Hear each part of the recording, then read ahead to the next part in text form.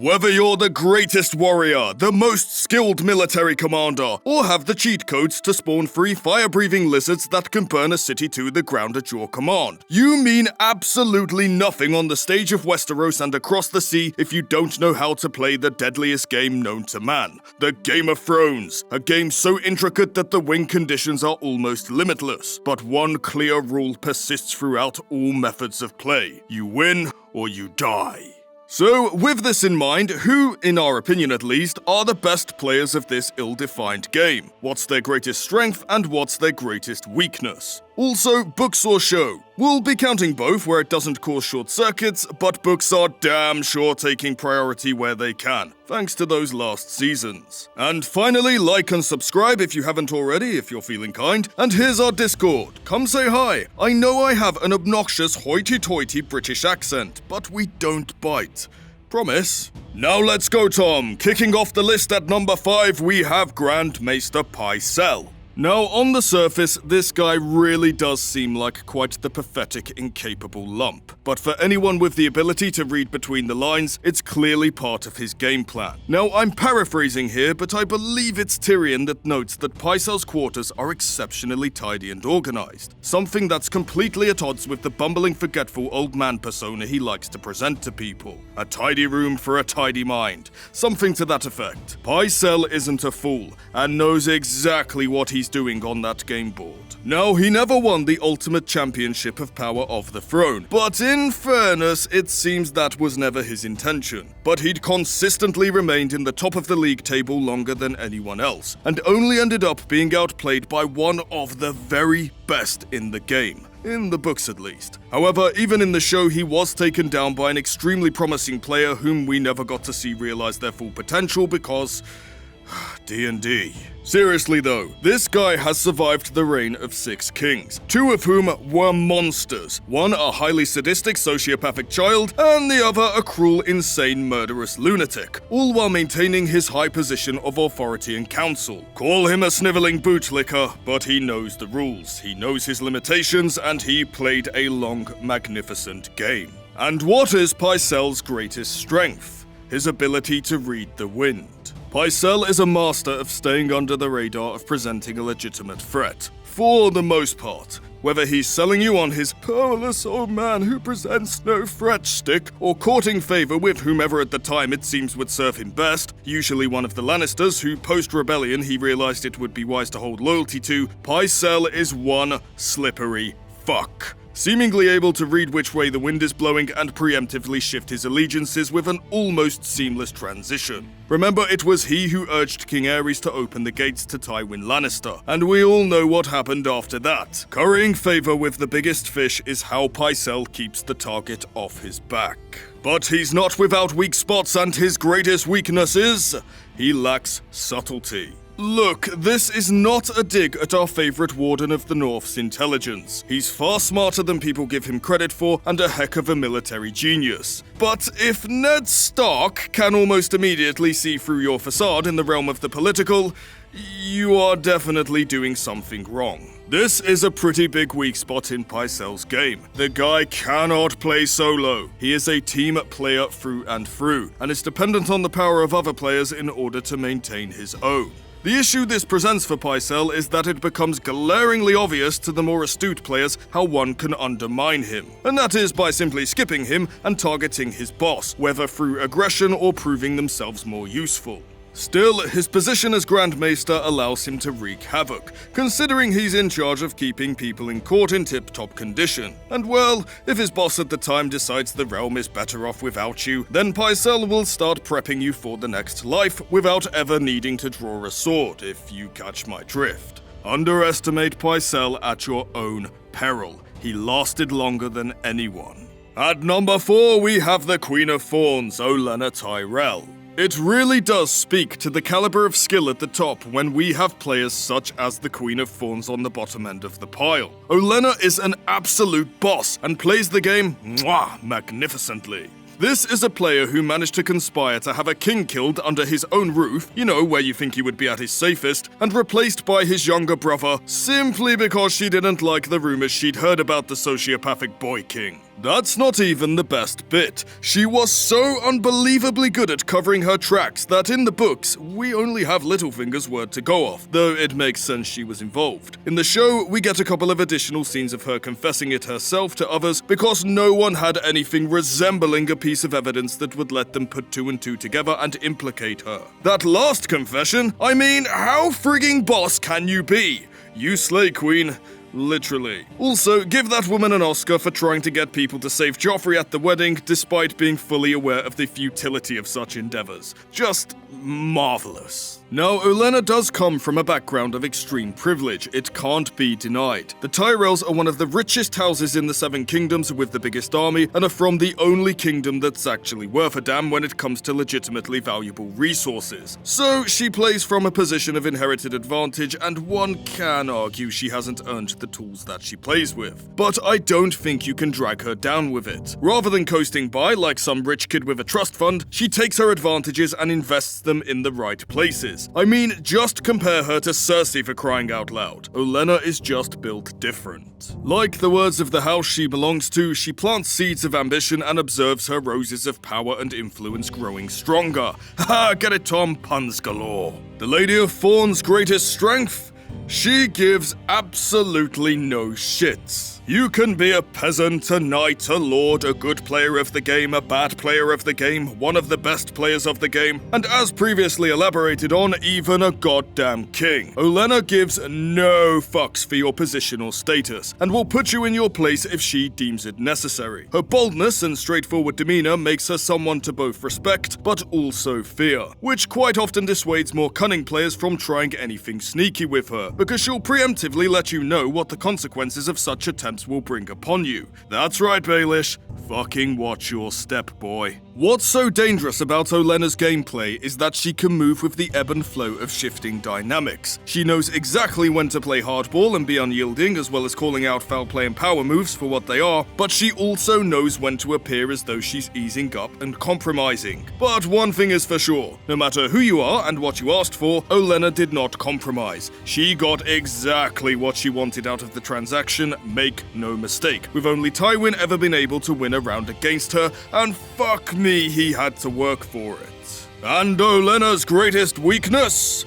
She both overestimates and underestimates her rivals. To simplify things, she and her house always plays it a bit safe. In some circumstances, this isn't a weakness at all. It breeds wise caution and keeps her and her house in the clear, with steady, safe gains rather than risky, massive power moves that can trigger more decisive responses, especially with genuinely competent players who are on her level. The issue arises when she overestimates or underestimates lesser players, who, while not as adept at the game, can still be rather destructive to her objectives. There's no better example than this personification of a bull in a china store. Olenna needed to remove Cersei from the board the second Tywin was out of the picture. But whether through overestimating Cersei's skill and competence, or underestimating her stupidity, she left her to fester in her anger, believing her either impotent or prepared to counter. And we all know what happens next. Another weakness, which might not be a weakness, but I wanted it noted anyway, is that even though Olenna is of House Tyrell, she is not the head of the house. It's obvious in the show who's wearing the trousers, but in the books it's not quite as clear-cut as to who's running the show over in Highgarden. Olenna disavows the idea of Renly when she meets Sansa, but her and Marjorie are running a beautifully executed scheme on the young lady as she spills the truth about Joffrey, before beginning to seduce her with the idea of visiting Highgarden and marrying a Tyrell, although it's sadly not Loras. So it's harder to say what's actually Olenna's doing and what she believes in compared to Mace, the actual head of the house. One thing that can't be argued though is that House Tyrell are all on one side and working together to better their house and strengthen their grip on power. Imagine if House Lannister wasn't always trying to fuck itself over.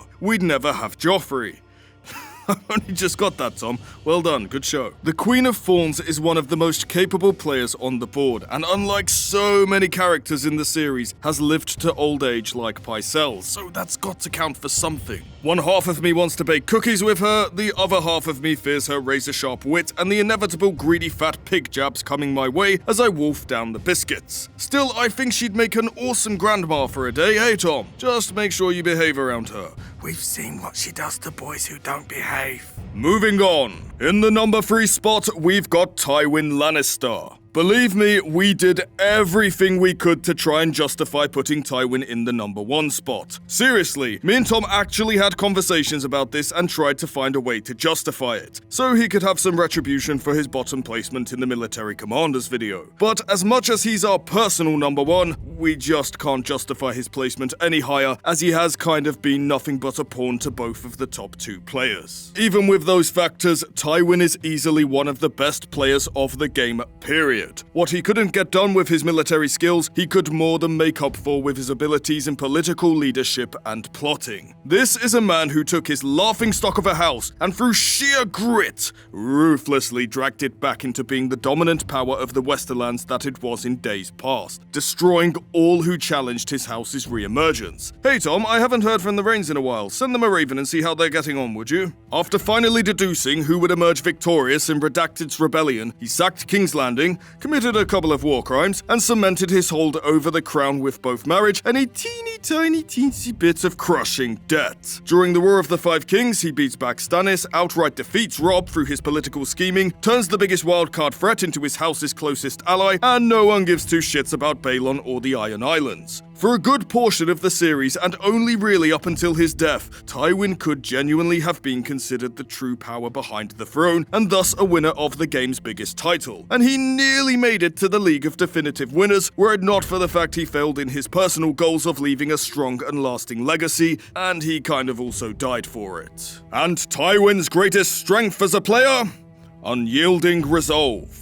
It's not his brutality, it's not his ruthlessness, and it's not his cunning, like most people think. These things all help Tywin execute his vision and are definitely strengths to him as a military leader. But what really sets Tywin apart as a top-tier player of the game as a whole is his resolve. He simply will not give up, even if his first attempts at solving an issue fail. If the square peg won't go into the round hole, he'll persevere until he finds the round peg that does. Or he'll just get Gregor to smash that peg into the bloody thing. Basically, he has a tool for every job. Robb indisputably kicks his ass on the battlefield? To most leaders that might mean it's time to consider peace talks because the other side's commander is unstoppable on the field. To Tywin, that just tells him to get the young wolf when he's off the field. Stannis has too great a force for the Lions to repel at King's Landing? To some leaders, that might mean surrender, or possibly even abandoning the city and evacuating the king. To Tywin, it just means he needs to stall long enough while he gets a bigger army, which he is going to get by any means. Tyrell's undermining the Lannister claims to power by embedding themselves into political marriages? To lesser players, this might be something to accommodate and account for in future plans. To Tywin, it just means he needs to preemptively strike with marriage arrangements of his own. Tywin is never stewing over what the problem is or accounting for the knock-on effects it might have. He's just looking for the swiftest and most direct solution that will solve it and allow him to re-establish control, and he is willing to do whatever it takes to achieve that solution. Anyway, what is Tywin's greatest weakness as a player? Obsession. Tywin was pathologically obsessed with undoing the damage his father did to the family name, and course-correcting the paths of his children and grandchildren, to ensure his legacy survived according to his vision, which was power, strength, and likely without the incest also. We mentioned in our Commanders video that Tywin plays by projecting fear.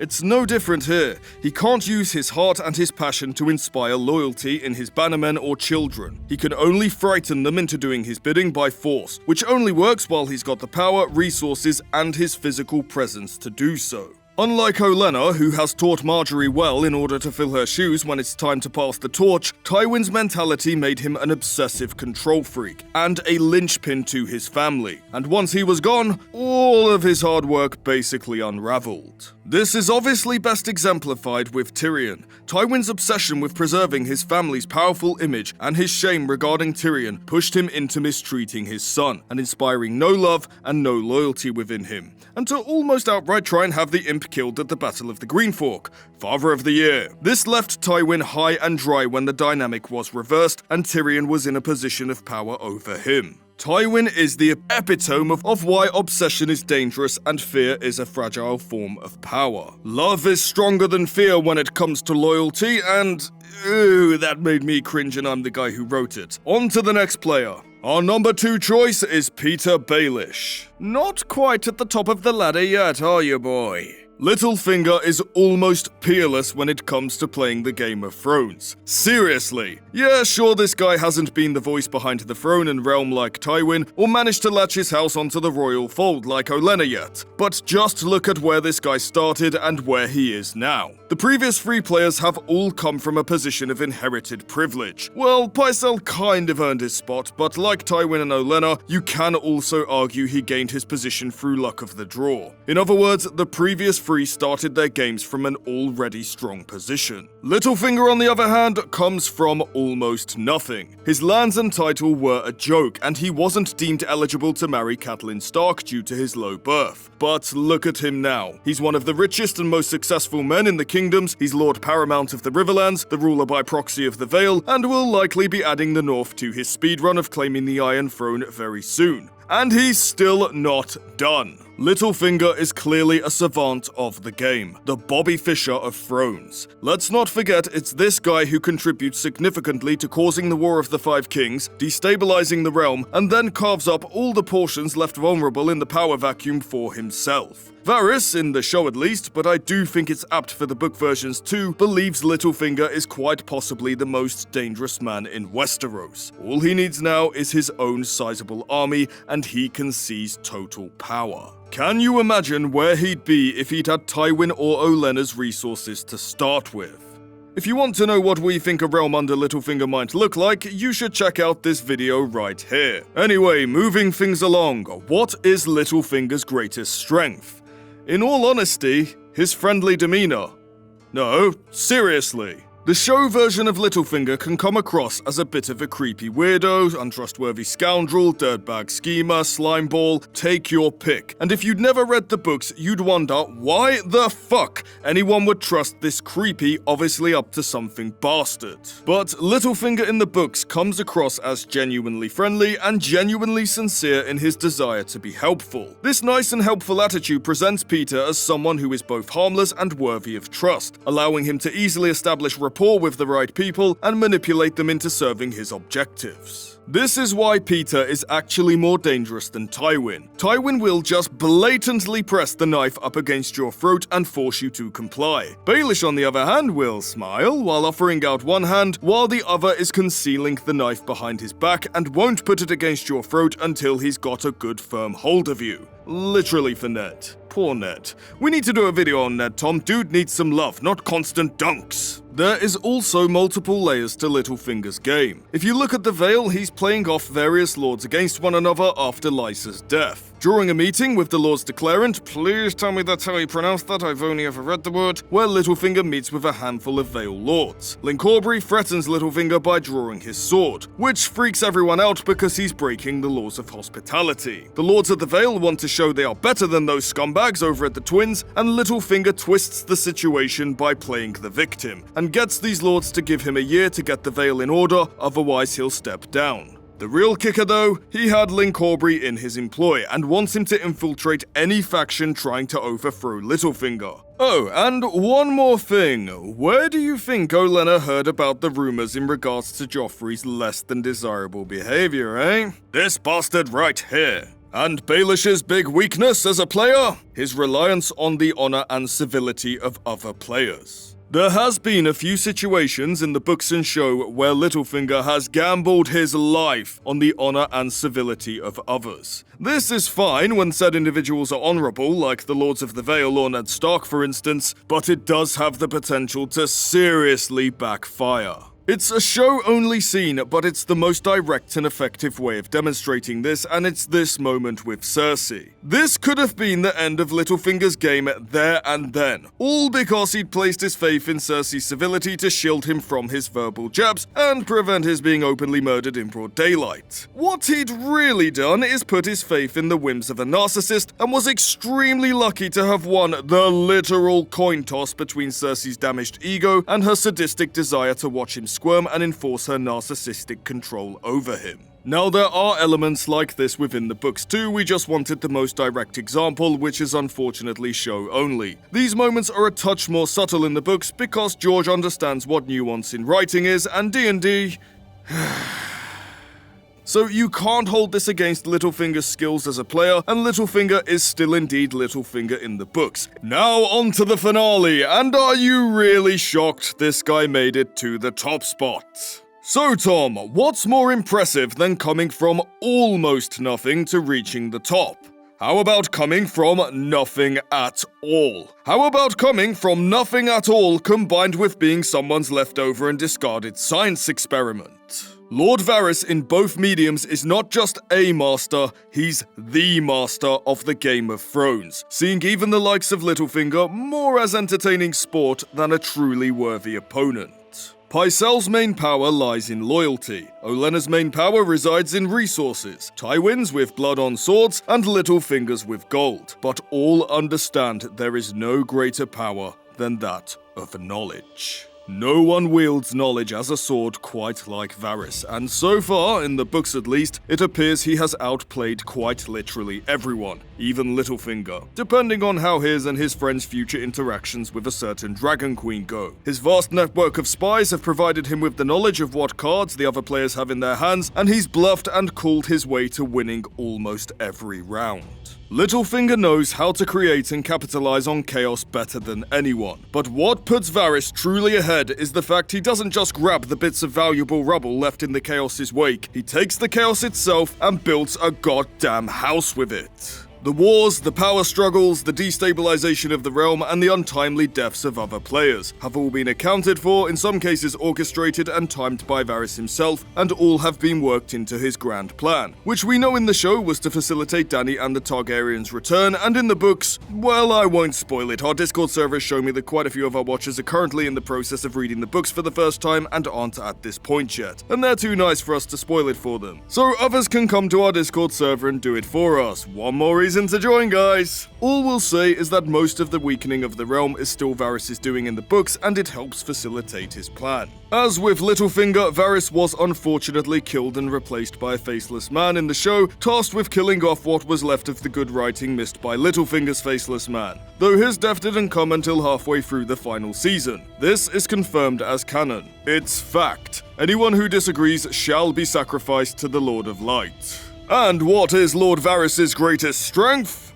Simple: patience. He's a master of disguise, a master of spies, and a master of pies by the look of him. But I think Varys' most advantageous trait is his patience. Varys has played a long game. In both the books and the show, he's been scheming and plotting for over 15 years. And unlike Pycelle, whose win condition is merely maintaining his high position and staying alive, Varys in both mediums has woven a grand-scale plot that would seek to uproot the current powers of the realm and replace it with power he thinks, and I'll be honest, I think he's sincere, would be for the benefit of the realm as a whole, not just those at the top. What a stand-up guy, eh, Tom? You know, if you don't count the cold-blooded murder and allowing countless people to suffer in order to serve your plans. You know, that's pretty good by throne standards. And Lord Varys' greatest weakness? Come on, guys, you know the drill with these lists by now. The top spot never gets a truly serious suggestion for their weakness, and we throw out a half-assed one, hoping you guys in the comments will share your thoughts and fill in the gap. Our half-assed suggestion is that Varys underestimates just how capable Littlefinger truly is. He doesn't write him off as a threat in the slightest, and in fact seems to be the only one who takes Baelish seriously apart from Tyrion. But Littlefinger appears to be the only one able to outplay him once or twice in both mediums, and I think that's due to Varys underestimating his most worthy foe. Though, let's be real, Varys likely didn't give a shit as he already had the checkmates lined up. What do you guys think Varys' big weakness as a player of the game is? Let us know down in the comments. Whoever gives the most insightful or funniest joke answer will get the pin. If you want to see other positions and roles ranked like this, leave your suggestions in the comments. They are rather fun to make. Tywin is the epitome, fuck you guys, I can pronounce it,